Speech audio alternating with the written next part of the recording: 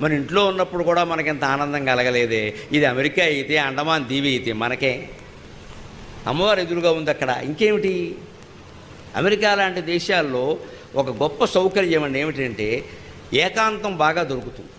అది అనుభవించగలిగిన వాడు అమెరికాలో సుఖంగా ఉంటాడు. అక్కడ వాళ్ళు మాత్రం కొట్టుకుపోతూ ఉంటారు. ఇక్కడ ఎవరు లేరండి ఏం చేస్తావు? పలకరిస్తే పేకాడతావా? ఇక్కడ అందరూ ఉంటారండి. ఇక్కడే ఉంటారు. పెద్ద డిస్టర్బెన్స్ ఎక్కువ అండి ఇండియాలో అంటాడు. ఇది బాధే అది బాధే వాడికి. వీడు ఎప్పుడు బాగుపడ్డాడు.